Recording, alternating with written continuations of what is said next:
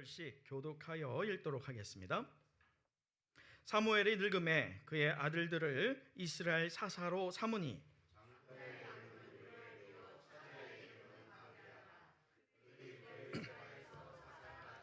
그의 아들들이 자기 아버지의 행위를 따르지 아니하고 이익을 따라 뇌물을 받고 판결을 굽게 하니라. 함께 읽겠습니다. 그에게 이르되 보소서 당신은 늙고 당신의 아들들은 당신의 행위를 따르지 아니하니 모든 나라와 같이 우리에게 왕을 세워 우리를 다스리게 하소서 한지라. 아멘. 네, 오늘 우리가 가정의 달이죠. 우리 서광호 장로님께서 기도해 주신 것처럼 5월은 무슨 달입니까? 예, 이렇게 현수막에 달려있듯이요, 가정의 달입니다. 이 가정의 달, 우리가 한 달 동안 가정에 대해서 몇 차례 같이 말씀을 나누고자 하는데요. 그 첫 번째로는 이 어린이 주일을 맞아서 가정, 부모에게 먼저 묻는다라는 제목으로 은혜를 나눠봤으면 좋겠습니다. 여러분 혹시 길을 가시다가 또는 어떤 특정한 장소에서 지갑을 주워 보신 적이 있으신가요? 아유, 권사님 있으세요? 이천수 권사님 얼마가 들어있던가요, 지갑에? 16,000원. 네, 어떻게 하셨어요? 오! 이럴 수가. 회개하십시오. 돈만 빼고 지갑을 버렸다. 이거 어쩌지? 이게 녹음이 되는데. 혹시 다른 분 또 있으세요? 다른 분. 좀 더 많이 들어있는 지갑을 주신 적이 있다. 권사님. 네. 예술의 전당. 음악회 안에. 예. 두꺼웠어요. 자, 궁금하죠? 얼마가 들었을지. 최소한 15,000원은 아닐 것 같은데. 네, 얼마였죠? 열어보진 않았군요. 어째야 돼? 한 다음에 어떻게 하셨어요? 네. 아, 아, 뭔가 느낌이 있어서. 확인하셨군요. 그게 맞나 아닌가? 아, 어, 네, 네. 그분이. 네. 네. 제가 왜 이 질문을 하냐면, 저는 사실 주워 본 적이 없어요. 잃어버렸던 적도 없습니다. 근데 궁금하잖아요. 사람들이 이걸 지갑을 주술까 안 주술까.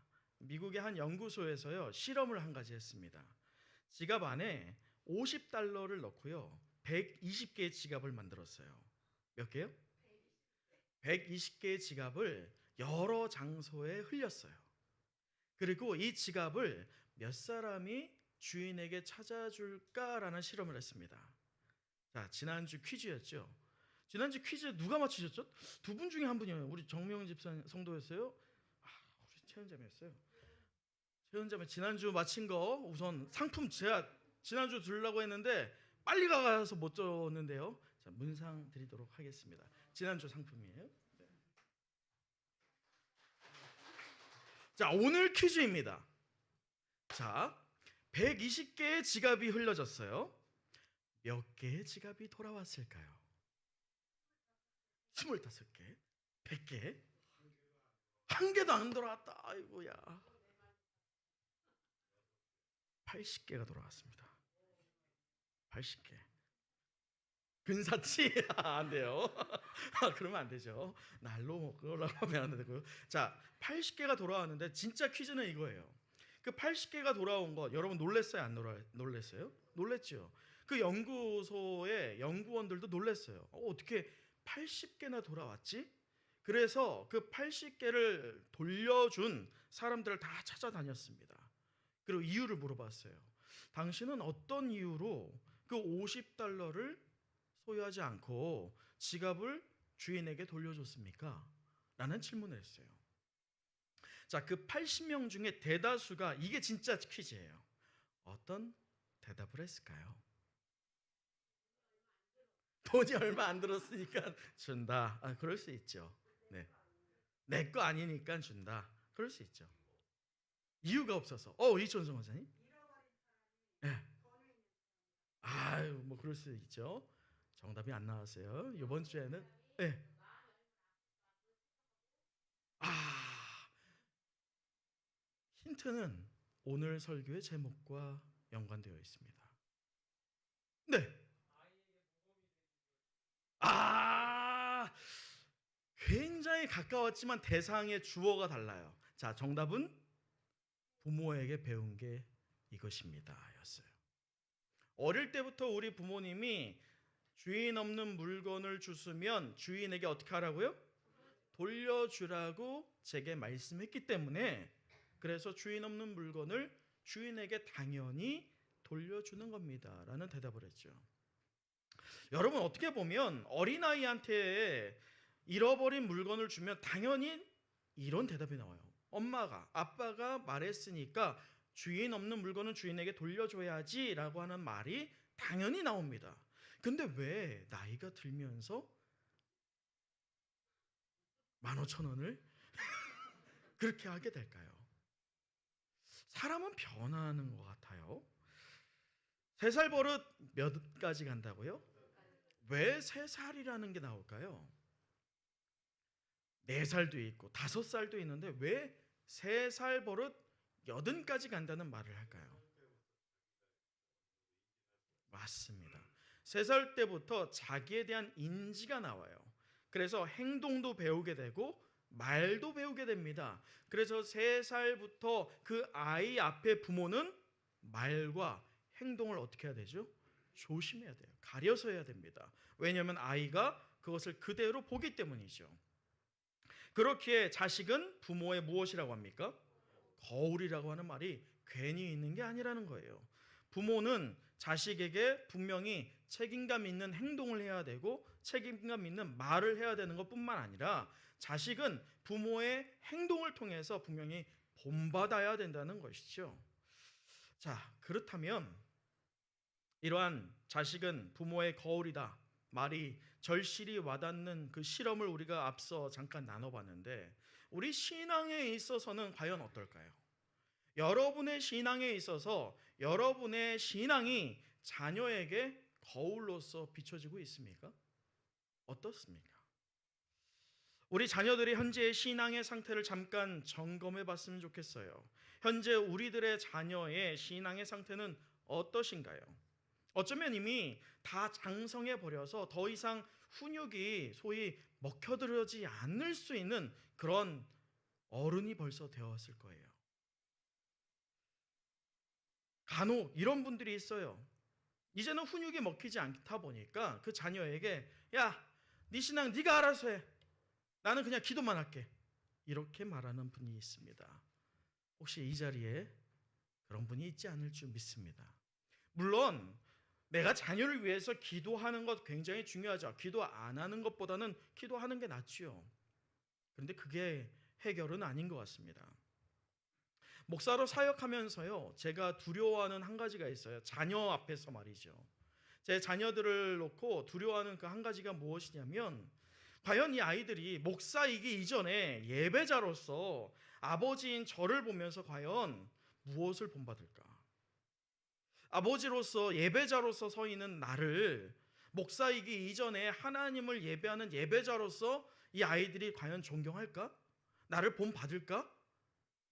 혹여나 나이가 들어서 이 아이들이 나와 같은 방향을 바라보지 않고 있다면 어떡하지? 라고 하는 두려움이요, 벌써부터 올라와요. 아이가 아직도 많이 어리지만 말이죠. 여러분, 현수막에 이렇게 붙어 있어요. 자, 현수막의 큰 타이틀 한번 같이 읽어볼까요? 시작. 자, 어떤 한 마음 한 뜻이에요.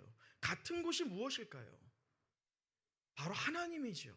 하나님을 바라봐야 되는데 같은 마음과 같은 뜻으로 바라보지 않으면 같은 곳을 바라본다 할지라도 그것이 정말 같은 곳일까요? 아닐 수 있다는 거예요. 저희가 저희 아버지를 존경하는 것처럼 저희 아이들도 저를 존경했으면 좋겠다라고 하는 그 바람이 저에게 있어요. 여러분들에게도 그렇게 되길 간절히 소망합니다. 여러분, 오늘 말씀을 보면요, 사무엘이 등장하죠. 저는 성경을 보면서 구약 인물 중에 정말 위대한 신앙인을 뽑아보라고 하면 단언컨대 이 사무엘이라고 생각합니다. 왜냐? 그는요, 어릴 때부터 그리고 죽을 때까지요, 정말 인간으로서 도달할 수 없는 그러한 신앙의 본을 보였던 인물이었습니다. 그는 누구였죠? 한나의 서원 기도로 태어나게 됐어요. 그리고 사무엘상 3장 1절에 보면 하나님의 말씀이 희귀하여 이상이 흔히 보이지 않을 때에 하나님께서 누구를 부르십니까? 사무엘을 부르십니다. 사무엘을 부르면서 사무엘아 사무엘아라고 할 때 사무엘이 무엇이라고 대답하지요? 내가 여기 있사오니 말씀하옵소서. 주의 종이 듣겠나이다. 그 이후부터 사무엘이 하나님과 동행하지 않았습니까? 하나님과 친밀한 교제를 나눴던 대표적인 인물이 바로 사무엘입니다. 사사 시대의 끝자락에 하나님께서는 사무엘이라고 하는 이 인물을 통해서 이스라엘의 방향을 설정하시고 인도해 가셨다는 것이죠. 그래서 사무엘은요, 정말 위대한 예배자였습니다. 자, 사무엘의 그 신앙이 담겨져 있는 게 바로 자녀의 이름을 지을 때예요. 사람은 이름이 중요하다고 하죠. 저희 아버지가 저를 이제 어머니가 기도로 낳았는데, 한나의 기도처럼 서원 기도로 낳았는데, 아버지가 제가 태어났을 때는 아직 신앙이 이렇게 무르익지 않을 때였어요. 제 이름이 뭡니까? 일용이 뭐예요? 한 마리의 용이에요. 한일자의 용용자. 제가 신학교에 들어갔는데 우리 신학교 교수님이 저한테 그런 거예요. 용용자냐 물어보는 거예요. 그래서 맞습니다. 그럼 한 마리의 용이네? 네, 맞습니다. 했더니 세이탄 사탄이라고 하는 거예요. 농담 삼아. 사실 기독교적인 이름은 아니죠.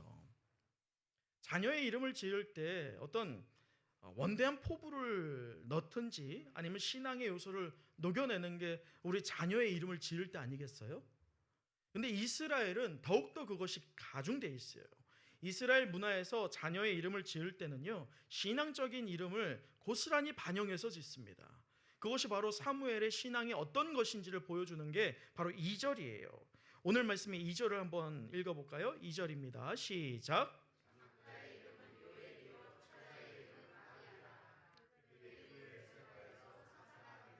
자, 장자의 이름이 뭡니까? 요엘의 뜻이 뭐냐면 여호와는 하나님이시다 라는 뜻이에요. 다시 말해서 장자를, 첫째 아들을 낳았을 때 사무엘은 하나님만 바라봤던 거예요. 그래서 나의 삶의 온전한 주권자, 그리고 나의 삶을 운영하시는 통치자, 그분이 바로 누구다? 하나님이다 라는 신앙의 고백이 있었죠. 자, 두 번째 이름이 무엇입니까? 둘째 아들의 이름은 아비야예요. 이 아비야의 뜻은 뭐냐면 여호와는 아버지시다라는 뜻이에요. 아버지가 뭡니까? 의지할 수 있는 대상, 존경할 수 있는 대상, 내가 따라가야 할 대상 아니겠어요? 사무엘에게 하나님은 바로 그러한 아버지 같은 이미지로 표방이 되었다는 것이죠. 그래서 아들들의 이름에 그렇게 자신의 신앙을 담아서 짓게 됩니다. 근데 안타깝게도 사무엘의 인생의 말년에 단 한 가지의 실수를 하게 돼요. 사무엘의 인생을 전체를 나열해 봤을 때 사무엘에게 혹시 실패 또는 잘못된 것이 있다라고 지적해 보면 딱 하나입니다. 그게 바로 오늘 말씀에 나오는 거예요. 자, 우리 1절 말씀 같이 읽어보도록 할까요? 1절입니다. 시작. 여러분, 사무엘에게도 노년이라는 것이 찾아와요. 노년이라는 게 찾아오는 거 제가 직접 체험해 보니까 제가 군대를 제대하고 그리고 점차 성장할수록 예전에 제가 아버지와 목욕탕을 가서 아버지의 등을 밀어줄 때면 굉장히 넓었어요. 그리고 아버지의 뒷모습을 보면 정말 제가 작아질 수밖에 없었죠. 근데 제가 성장하면서부터는 목욕탕에 가서 아버지의 등을 밀어줄 때면 왜 이렇게 작아요? 왜 소해졌어? 그리고 아버지가 저에 대한 의지하는 게 점차 커지더라는 거예요. 그게 아들과 아버지의 관계였죠. 오늘 사무엘도 자신이 늙어가면서 아들들에 대한 사랑이 더 커졌을 것입니다. 아들들을 향한 의지가 굉장히 커졌을 거예요. 그러다 보니 위대한 신앙인이라 불려던 그 명예가 무색하게 자식을 사랑하는 마음으로 사무엘은 하나님 앞에서 해서는 안 될 죄를 짓게 됩니다. 그것이 바로 단 하나의 죄였어요. 1절에서 보는 것처럼 이스라엘 무엇으로 삼았습니까? 사사로 삼습니다. 여러분, 성경에서 사사는요, 그러니까 이 이스라엘은 왕 시대 이전에 사사 시대였고 그 이전에 족장 시대였죠. 족장 시대 이후에 사사 시대에 접어들면서 왕이 없는 시대에 하나님께 직접 선택을 받고 계시를 받은 사사가 그 나라와 그 지역을 통치했습니다. 왕과 거의 준한 정도의 힘을 가졌던 것이, 권세를 가졌던 것이 바로 사사였습니다. 사사가 그렇게 힘을 가질 수 있었던 이유는 딱 하나입니다. 무엇 때문이었을까요? 누가 세웠기 때문이에요? 하나님이 세웠기 때문이에요. 사사는 반드시 하나님이 직접 세웠습니다. 하나님이 직접 불렀어요. 그런데 딱 한 번 그 예외가 생기죠. 그게 바로 오늘 1절이에요. 사무엘은 해서는 안 될 행위를 하게 됩니다. 실수가 아닌 죄를 짓게 되죠. 그것은 바로 자신을 아들들을 사랑한 나머지 하나님보다 앞서서 자신들의 아들들을 사사로 직접 세운 것입니다. 요엘과 아비야. 그런데 이 아버지의 마음을, 아버지의 사랑을 분명히 느꼈다라고 한다면 아버지와 같은 모습이어야 할 것인데, 오늘 3절을 한번 읽어보도록 할까요? 3절입니다. 시작.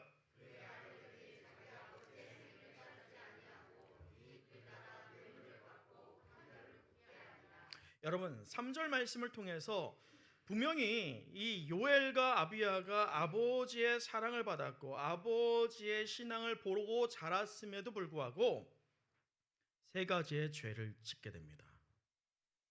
여러분, 우리 자녀들이 혹여나 이 세 가지의 죄에 노출되어 있지는 않는지 우리는 점검해야 할 것뿐만 아니라 이제라도 돌이켜야 되고 이제라도 우리 자녀들을 훈육해야 된다는 것이죠. 무엇으로요? 말씀으로 말이죠. 그 세 가지를 우리가 하나씩 점검해 보도록 하지요. 첫째, 그들의 죄가 무엇이냐? 첫째는요, 바로 아버지의 행위를 따르지 않는 죄였어요. 무엇이라고요? 3절에 보는 것처럼 이렇게 되죠. 그의 아들들이 자기 아버지의 행위를 따르지 않았다. 이 아버지의 행위가 무엇이냐? 바로 사무엘의 신앙이었어요. 사무엘이 갖던 신앙을 따르지 않았다라는 것은 다른 신앙을 소유했다는 거예요.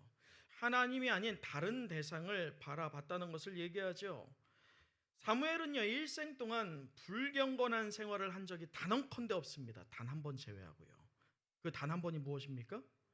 아들들을 사사로 세운 것을 제외하고 말이죠. 바로 자기 아들들을 사사로 세웠는데 아들들이 문제는 자신의 행위를 따르지 않아요. 사사로까지 세웠음에도 불구하고 동일한 신앙을 갖지 않고 있다는 문제에 노출됩니다.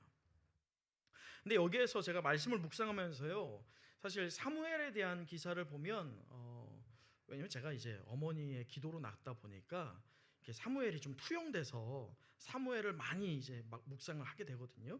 근데 사무엘을 묵상할수록 하나 흥미로운 점을 찾게 돼요. 사무엘의 부모님에 대한 기사가 성경에 기록되어 있습니까? 없습니까? 있어요. 있죠. 처음에 맡길 때 기록되어 있어요. 자, 그리고 아들들에 대한 기사가 기록되어 있습니까? 안 되어 있습니까? 오늘 되어 있잖아요. 그런데 한 명, 아주 중요한 한 명의 인물이 제외되어 있어요. 누락되어 있어요. 그게 누굴까요? 부인이에요. 이게 좀 유명한 사람이다. 성경에서 우리가 들었을 때 이 사람 알 정도의 사람 되면요, 반드시 성경에 누가 같이 기록되는 줄 아세요? 부인이 기록되어 있어요. 근데 오늘 흥미로운 점은 사무엘의 어떤 이유인지는 잘 모르겠어요. 일찍 죽었는지 아니면 어떤 이유가 됐는지는 잘 모르겠지만 중요한 것은 누가 누락되어 있습니까? 부인이 누락되어 있어요. 자, 그렇다면 아버지의 행위를 따르지 않았다라고 하는 것은 분명히 이 아들들이 다른 누군가를 따랐다는 걸까요? 아닐까요? 다른 누군가의 영향은 받았다는 거예요. 아버지의 영향도 있지만 누구의 영향을 받았다는 겁니까? 어머니의 영향을 받았다는 것이죠. 그래서 자녀를 훈육하고 또 자녀에게 신앙을 물려줄 때에는요, 아주 중요한 것이요, 우리가 양육할 때도 그렇잖아요. 독박 육아, 제 아내가 독박 육아를 가끔 합니다. 이 말 하기가 참 제가 부끄러운데, 요즘에 독박 육아하면 어떻게 돼요? 우리 신지현 집사님 독박 육아 합니까? 우리 이수연 집사님이 다 바뀌어요? 그렇지 않았잖아요. 도와주죠. 요즘 시대가 그렇지 않아요. 독방 육아 안 됩니다. 같이 도와야죠.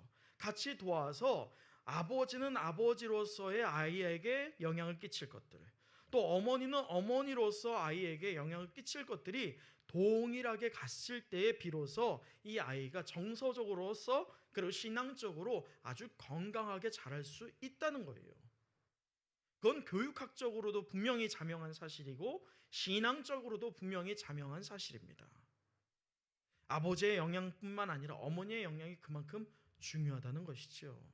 아버지의 영향은 우리가 분명히 성경을 통해서 압니다. 아버지는 실수 하나 빼고는 완벽했어요. 자, 그렇다면 어머니는 어떤 문제가 있었을까? 여기에는 성경을 우리가 유추해 볼 수 있어요. 우리의 일반적인 삶을 통해서 말이죠. 자, 아버지가 유명했어요. 아버지가 굉장히 하나님 앞에서 신실했습니다. 그럴 때 어머니가 이 아버지와 아들들을 어떻게 했을까요? 비교했을 거예요. 야, 네 아버지가 누군데 너 지금 이렇게 하니? 너 아버지가 너 사무엘인데 네가 이렇게 행동해도 되겠어? 훈육이 아닌 비판, 비난, 이렇게 갈 때가 있죠.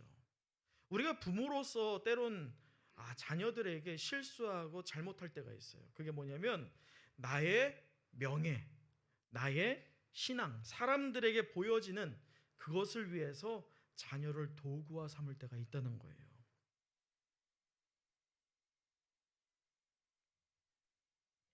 자, 또 사무엘의 아내가 하나를 놓쳤을 수 있어요. 우리의 일상적인 삶을 통해 돌아보면 말이죠.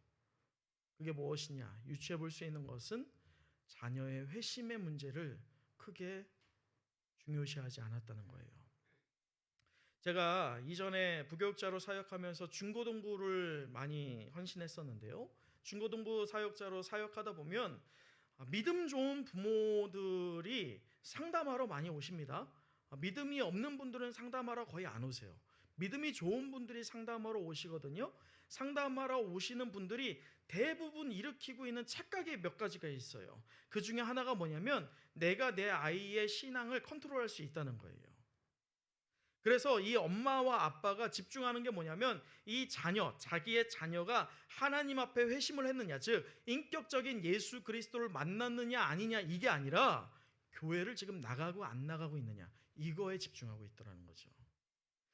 여러분, 한번 질문해 볼까요? 교회에 나오면 구원 받습니까?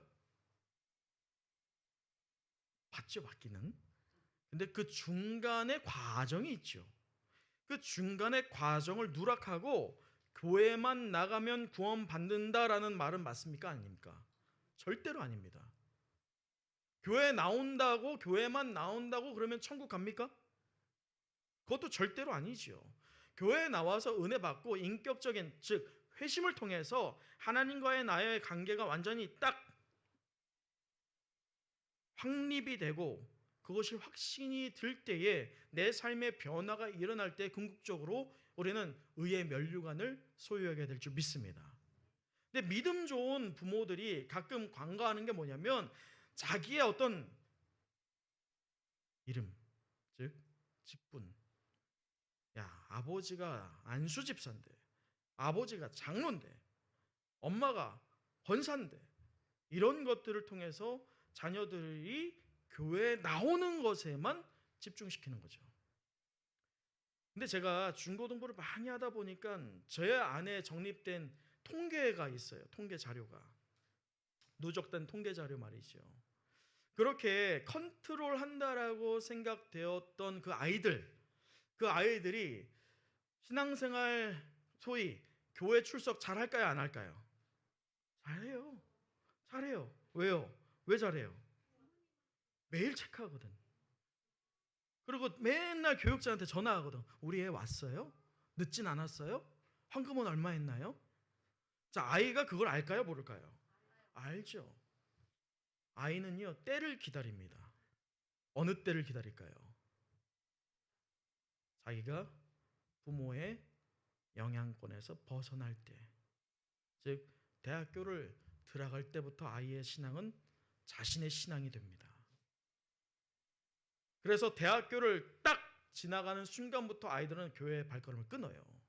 많은 성도들 신방하다 보면 아우 목사님 우리 애들이요 중고등학교 때는 열심히 다녔거든요. 근데 왜 청년 되면서 안 다녔어요? 우리 청년 사역자가 우리 전사님 말고요. 우리 청년 사역자가 잘못됐나? 천만의 말씀. 뭐가 잘못됐을까요? 어릴 때부터 제대로 이 아이의 무엇에 신경을 못 썼다? 회심에 대해서. 하나님을 인격적으로 만났나 안 만났나를 신경을 안 썼다는 거예요. 자, 그렇다면 이 부모님들이 왜 그것에 신경을 못 쓸까요? 왜 그것에 신경을 안 썼을까요? 자기도 그 경험이 없으니까. 무슨 말씀인지 아시겠어요? 여러분, 직분이 인격적인 하나님과 체험이 있다라고 직분 받습니까? 냉정하게 말이죠. 아니에요. 그럼 냉정하게요. 소위 신앙이 없다라고 해보시죠. 그냥 삶의 어떤 체득된 지식과 행동의 요령으로 교회에서 이렇게 하면 되는구나, 그게 우리 안에 정립되어 있다라고 생각해 보시죠. 신앙은 없는데 말이죠. 막말로 장로가 될 수 있을까요? 없을까요? 될 수 있어요. 무슨 말씀인지 아시겠습니까? 목사도 될 수 있어요. 중요한 것은 여러분이 먼저 하나님과의 회심이 있었는지를 점검해야 된다는 거예요. 내가 먼저 예수님과 인격적인 체험이 있었다면 언제였는지, 그게 과거로 머물면 안 되죠. 내가 옛날에 하나님과 얼마나 뜨거웠다고, 그거는요 어리석은 대답이에요. 어떻게 대답해야 됩니까? 내가 지금도 얼마나 뜨겁다고 라고 대답할 수 있는 우리 모두가 되길 간절히 소망합니다. 그걸 우리 자녀들이 보고 배우는 거예요. 다른 걸 보고 배우는 게 아니죠. 세 번째, 이 어머니가 우리의 삶의 태도로 유추해 볼 수 있는 세 번째 잘못은 무엇이냐면 성공에 대해서 집착했을 거예요. 여러분, 신앙적인 성공이 있고요, 세상적인 성공이 있습니다. 어떤 게 중요할까요? 그럼 세상적인 성공 안 중요해요? 중요하네. 네. 그렇죠. 둘 다 중요해요. 둘 다 중요하지만 무게를 어디에 더 둘 것이냐가 중요하죠. 무게를 어디에 더 둘 것이냐. 이게 참 어려워요. 근데 우리 부모들이 잘못하는 게 뭐냐면 아이들한테 이렇게 말해요. 너 하나님이 보고 계셔. 너 하나님 무섭지도 않아? 라고 하는데 아이들의 눈에 비춰지는 부모의 신앙은 하나님 무섭지도 않아. 무슨 말씀인지 아시겠어요? 아이들은요 정확하게 봐요. 아이들은 숨김이 없어요. 저희 온유하고 시온이가 있으면, 시온이가 첫째고 온유가 둘째인데 요즘에 제가 다이어트를 합니다. 조금 빠졌습니까? 몇 킬로 좀 빠졌는데 열심히 하거든요, 나름. 근데 제가 이게 살을 빼려고 하는 의지가 생긴 이 요인이 하나가 있어요. 뭐냐면 첫째인 시온이한테 제가 자주 물어봐요. 시온아, 아빠 뚱뚱해? 그럼 시온이가 뭐라고 하는지 아세요? 잠깐 한 2초 2초 잠깐 있다가 아니 안 뚱뚱해 멋있어 라고 해요. 온유한테 또 물어봐요. 온유야, 아빠 뚱뚱해? 라고 하면 온유가 뭐라고 하는지 아세요? 응 뚱뚱해. 제가 거기서 좀 충격을 먹었어요. 그래서 이러면 안 되겠구나 하고 지금 살을 빼는 중이에요. 아이는요, 본 거 그대로 말해요. 근데 조금씩 성장하면서 거기에 꾸민 말이 있고 예의가 있고 하면서 진실을 말하지 않죠. 꾸민 말을 하죠. 여러분, 이렇게 어머니의 영향 또는 아버지의 행위를 따르지 않는 것이 두 번째 죄로 이어지게 됩니다. 그 두 번째, 이게 연쇄작용이에요. 하나만 저지르냐? 아버지의 행위를 따르지 않았다? 신앙을 따르지 않았다? 여기에서 끝나느냐? 아니에요. 오늘 세 가지 죄는 분명히 연쇄작용이 반드시 따르게 되어 있습니다. 그 두 번째 죄가 무엇이냐? 같이 한번 읽어볼까요? 두 번째. 자, 같이 읽겠습니다. 시작. 공의를 저기 앞에 있어요. 앞에. 집사님? 앞에. 네. 공의를 무너뜨린 죄예요. 공의를 무너뜨린 죄. 자, 말씀에서 보면 이렇습니다. 공의를 무너뜨린 게 뭐냐? 자, 3절에서 보면 행위를 따르지 아니하고 이익을 따라라고 하죠. 이익을 따라. 여러분, 하나님의 공의. 이 사사로서 사무엘은요, 감정이나 자신의 어떤 이익에 따라서 움직인 적이 있습니까? 없습니까? 딱 한 번 있죠. 아들을 사사로 한 거. 제가 계속 강조합니다. 딱 한 번. 근데 그 한 번 외에는 전혀 없어요. 그렇다면 왜 사무엘은 자신의 이익을 추구하지 않고 하나님의 공의를 인정했을까요? 그 이유는 사무엘은 하나님을 두려워했기 때문이에요. 여러분, 코람데오라고 들어보셨어요? 코람데오? 혹시 헬라어인데 화면에 나오는 코람데오입니다. 이게 합성어거든요. 코람이 뭐냐면 코람은 면전에서 또는 앞에서라고 하는 뜻이에요. 데오는 하나님이라는 뜻입니다. 자, 그럼 코람데오 해석해 보세요. 뭐죠? 하나님 앞에서예요. 이 코람데오는요, 이 종교의 어떤 완악함 또는 부패함으로 종교 개혁이 일어나게 되죠. 중세 시대에 종교 개혁이 일어나게 됩니다. 그 종교 개혁자들이 갖고 있던 슬로건이 바로 코람데오예요. 하나님 앞에서 어찌 이 부패함을 우리가 갖고 있으랴. 하나님 앞에서 어떻게 종교적인 성향을 띠면서 우리가 세속적으로 살랴. 하나님 앞에서 우리 어찌 말씀이 말씀하지 않는 것을 우리의 뜻대로 해석해서 우리의 이익을 추구하랴 라고 하면서 하나님 앞에서 우리는 누구를 두려워하겠다? 하나님을 두려워하겠다라고 하는 슬로건이 뭐라고요? 코람데오예요. 여러분, 이 사무엘의 아들들을 보면 하나의 인과관계가 나타납니다. 공의를 따르지 않았다는 것은요, 결국 누구를 두려워하지 않았다는 것입니까? 하나님을 두려워하지 않는다는 거예요. 코람데오, 내가 어디에 있든지 무소부지하신 하나님께서 나를 감찰하시고 나의 삶을 주관하시며 나의 죄를 아신다 모르신다? 아신다. 그렇게 내가 어디에 있든지 하나님을 예배하는 예배자로 살겠다 안 살겠다? 살겠다. 무엇으로 증거해야 됩니까? 삶으로 증거해야 돼요. 입술로 증거해봤자 코람데오 앞에서 누구를 속일 수 없습니까? 하나님을 속일 수 없다는 거예요. 그런데 이 아들들은 코람데오가 상실되어 있어요. 아버지는 분명한 코람데오 정신이 있었는데 아들들은 하나님을 두려워하지 않습니다. 여러분, 하나님을 두려워하지 않는다는 것은요, 하나님이 없다라고 믿는 것과 똑같아요. 하나님을 사랑의 하나님이라고 우리가 말하죠.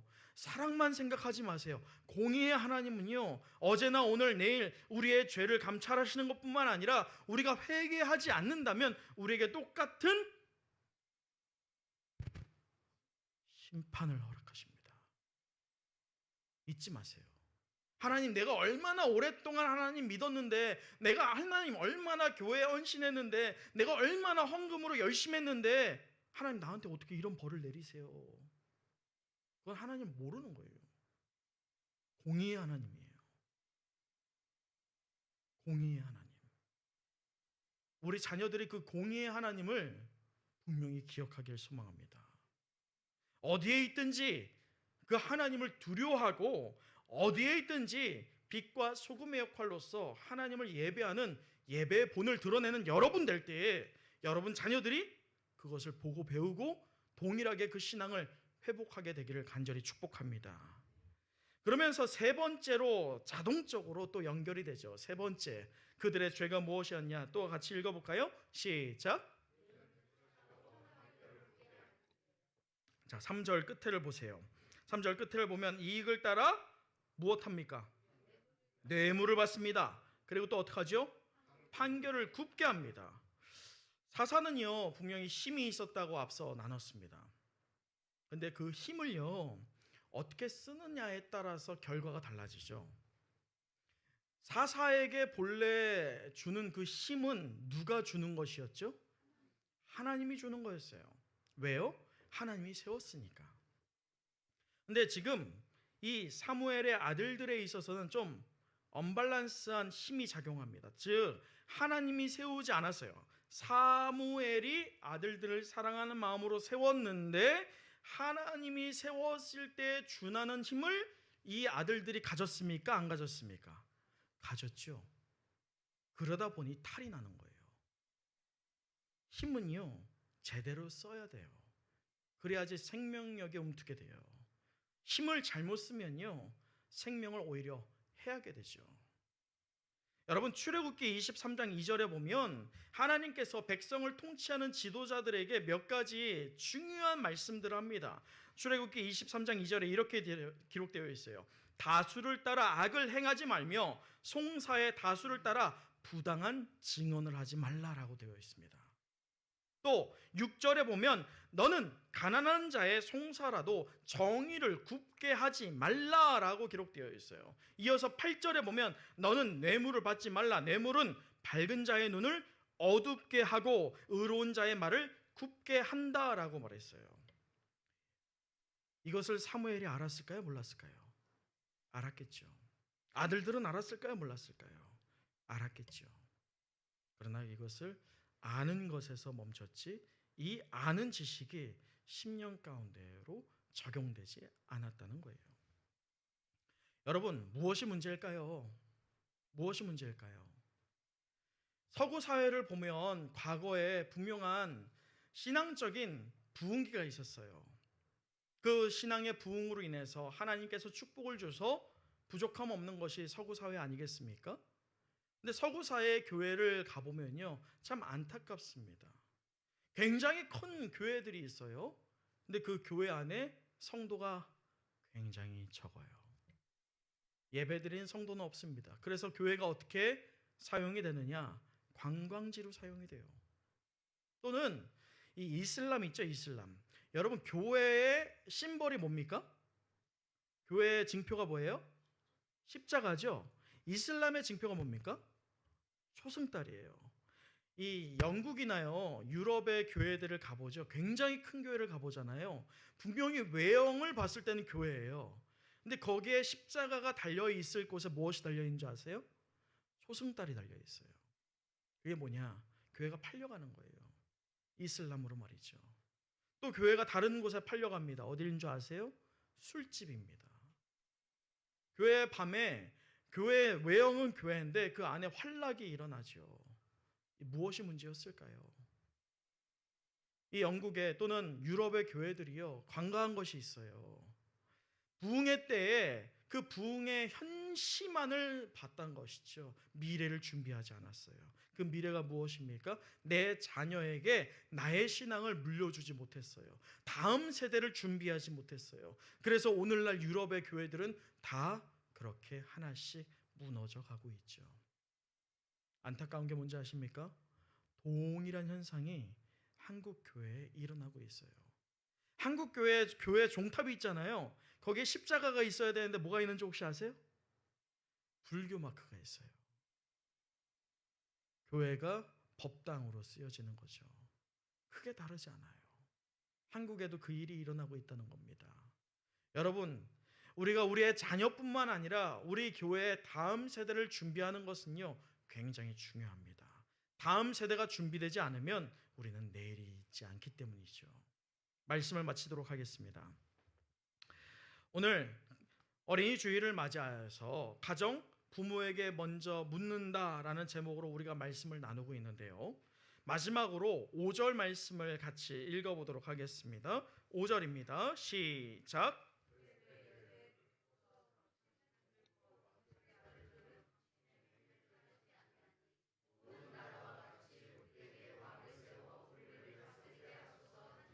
여러분, 위대한 신앙인 사무엘, 그의 아들들 위해서 그 아들들을 사랑하는 마음 때문에 단 한 번의 실수, 죄를 저지르게 됩니다. 그 결과는 개인과 가정뿐만 아니라 그 국가를 위기에 빠뜨리죠. 하나님을 거부하게 됩니다. 오늘 설교의 제목이 무엇인가요?